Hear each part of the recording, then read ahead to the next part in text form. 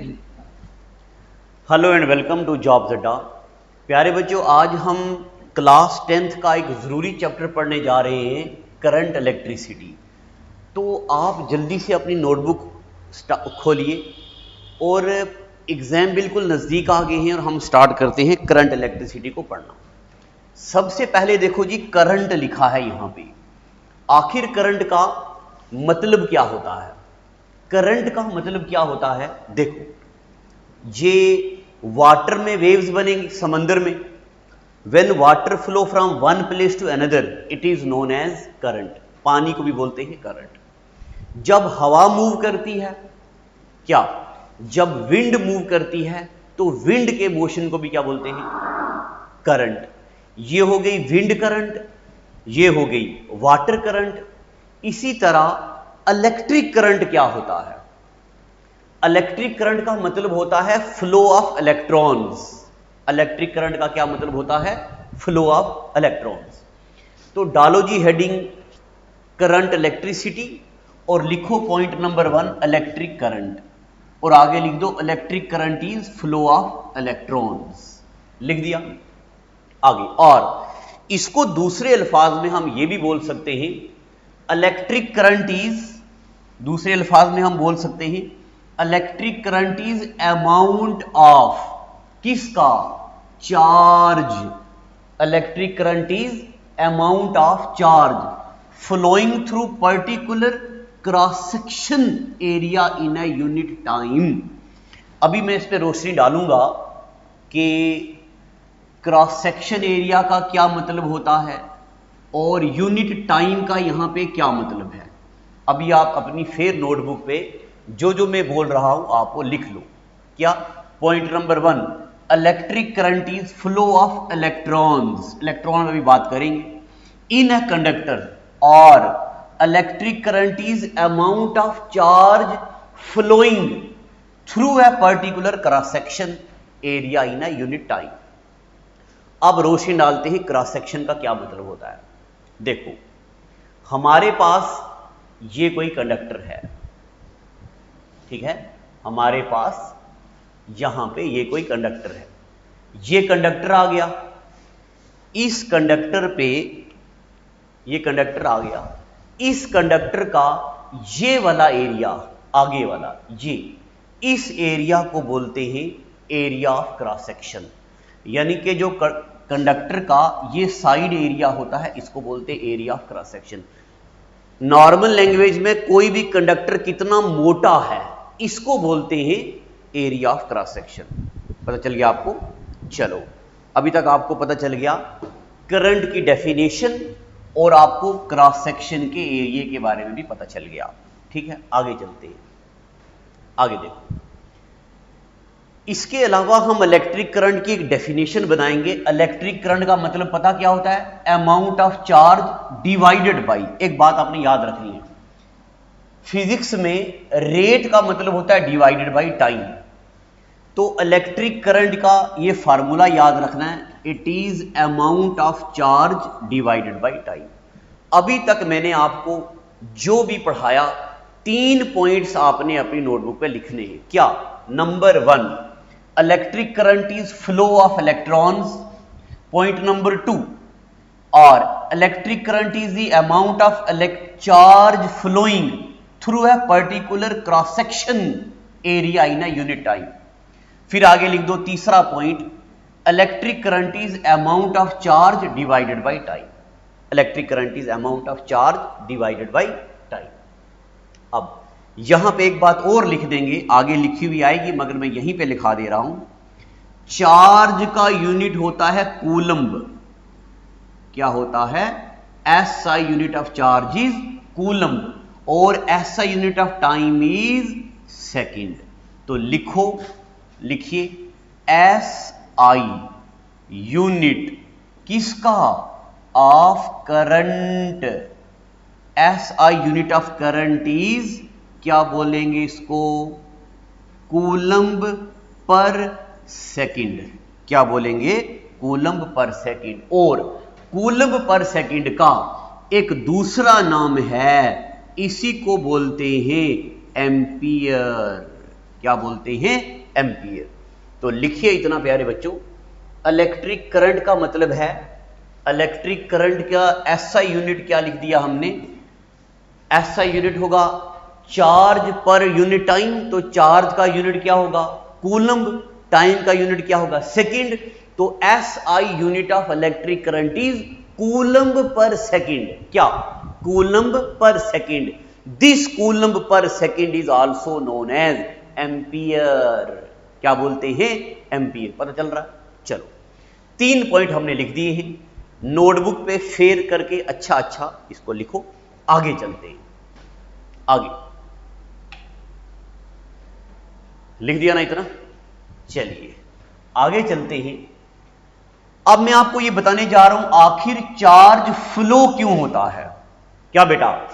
आखिर charge flow क्यों होता है? तो देखो, ये कोई पानी का टैंक है, एक दूसरा पानी का टैंक ले लेते हैं बराबर। अगर मैं यहां से पाइप लगाऊंगा इसके बीच, बताओ क्या पानी फ्लो करेगा? नहीं करेगा। पानी फ्लो करेगा कि नहीं करेगा? बिल्कुल नहीं करेगा। मगर अगर मैं, सुनते रहना बेटा है, अगर मैं इस टैंक को थोड़ा सा ऊपर ले जाता हूं, अब मुझे बताओ क्या यहां से पानी फ्लो करेगा? बिल्कुल करेगा। क्यों? वो हाइट पे है। कहां पे है बच्चे लोगों? ज्यादा हाइट पे है। तो जब पानी ज्यादा हाइट से कम हाइट में जाएगा तो हम बोलेंगे पानी का ये वाला टैंक ए हायर पोटेंशियल पे है।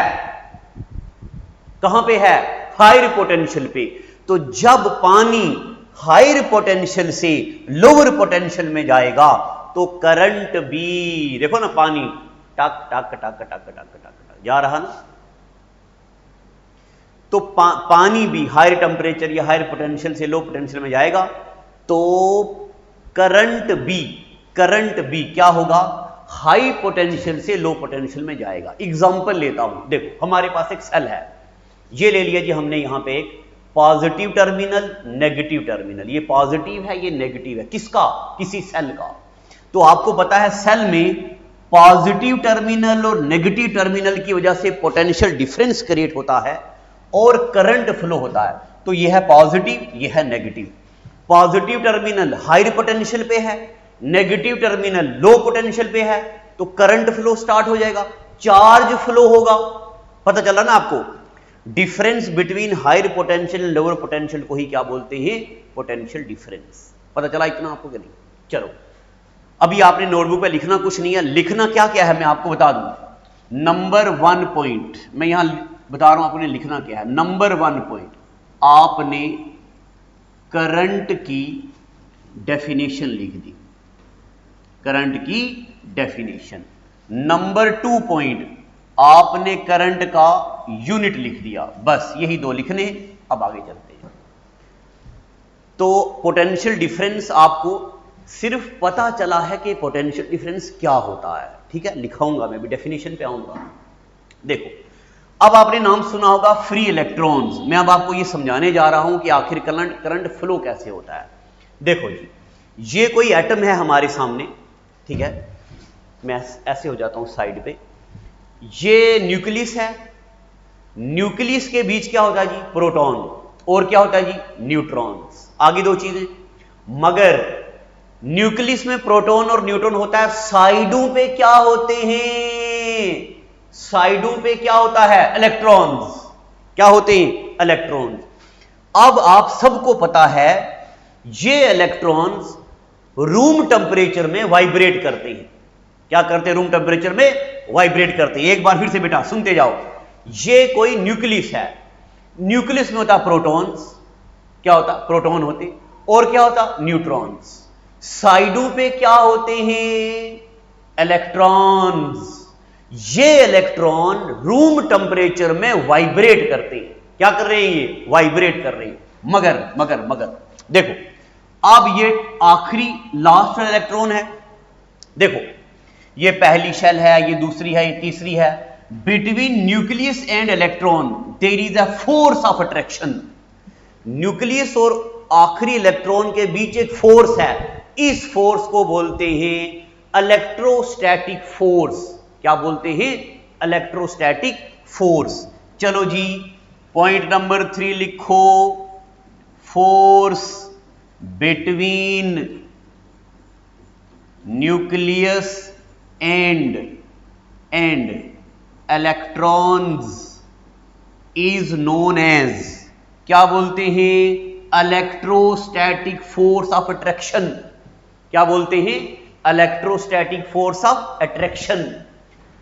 अब सुनना मैं जो लिखाऊंगा इसके आगे लिखो चौथा पॉइंट। देखो, इन नॉन मेटल्स, क्या बेटा? In non metals the number of electron in outermost shell is more. क्या? In non metals number of electron in outermost shell is more. जब ये इलेक्ट्रॉन ज्यादा है, यानी कि 5 हैं, 6 हैं, 7 हैं, जितने नंबर ऑफ इलेक्ट्रॉन ज्यादा हैं उतनी उनकी इतना इलेक्ट्रॉन क्या होंगे? स्ट्रांगली बाउंड होंगे। अगर इलेक्ट्रॉन स्ट्रांगली बाउंड होंगे तो बाहर लूज नहीं होंगे। अगर इलेक्ट्रॉन स्ट्रांगली बाउंड होंगे तो इलेक्ट्रॉन के आउटर मोस्ट शेल आर, हाँ, मेटल में क्या होते हैं? अच्छा, अगर ज्यादा होंगे इलेक्ट्रॉन तो टाइटली बाउंड होंगे। मेटल के केस में इलेक्ट्रॉन क्या होते हैं? कम। अगर इलेक्ट्रॉन कम होते हैं तो ये इलेक्ट्रॉन क्या होते हैं? लाइटली यानी कि लूजली बॉन्ड होते हैं, तो ये इलेक्ट्रॉन आगे चला जाएगा। क्या बेटा? एक बार फिर से सुन लो, आखिर वाली शेल में नंबर ऑफ इलेक्ट्रॉन क्या होंगे? लेस। किसमें? मेटल्स में। जब इलेक्ट्रॉन होंगे लेस तो इलेक्ट्रॉन लूज हो जाएंगे, और जब इलेक्ट्रॉन लूज हो जाएंगे यही तो फ्री इलेक्ट्रॉन होते हैं, और जो फ्री इलेक्ट्रॉन होते हैं वही तो कंडक्टिविटी प्रोड्यूस करते हैं। इसका मतलब कंडक्टर में कंडक्टिविटी किसकी वजह से होती है? फ्री इलेक्ट्रॉन की वजह से। और फ्री इलेक्ट्रॉन कहां होते हैं? आउटर मोस्ट शेल में। पता चल गया आपको? Depending upon the number of free electrons, मैं लिखाऊंगा अभी, depending upon number of free electrons, क्या? मेटल्स ना, सब्सटेंसेस आर क्लासिफाइड इनटू। अब यहां पे लिख दो नोट में, नोट नंबर 4 लिखो यही बात। क्या? Depending upon number of electron substance are classified into. अगर इलेक्ट्रॉन होंगे बहुत कम, इसको बोलेंगे conductor. Have large number of free electron, अगर फ्री इलेक्ट्रॉन ज्यादा होंगे तो क्या बोलेंगे? इसको कंडक्टर।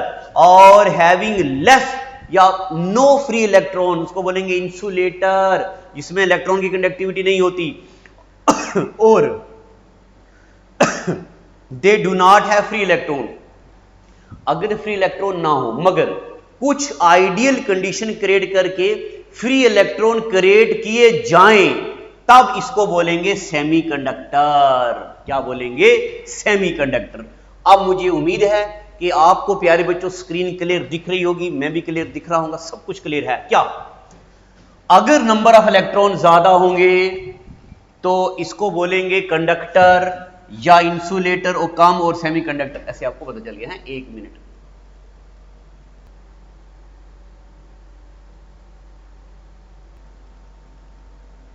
चलो अभी आपको पता चल गया। ये लास्ट वाली लाइन आपको नहीं दिख रही होगी तो मैं इसको 1 मिनट ये हटा देता हूं। They do not have free electron, किसके बारे में बात हो रही? सेमीकंडक्टर के बारे में। At room temperature but can develop under specific condition. कुछ कंडीशंस होती हैं, मैं आपको बताऊंगा आगे चल के, जिन बिना पे हम आउटर मोस्ट शेल में फ्री इलेक्ट्रॉन क्रिएट कर सकते हैं। चलो अब आपको मैं एक बात बताऊं। क्या? कुछ भी नहीं, बस पढ़ते जाओ।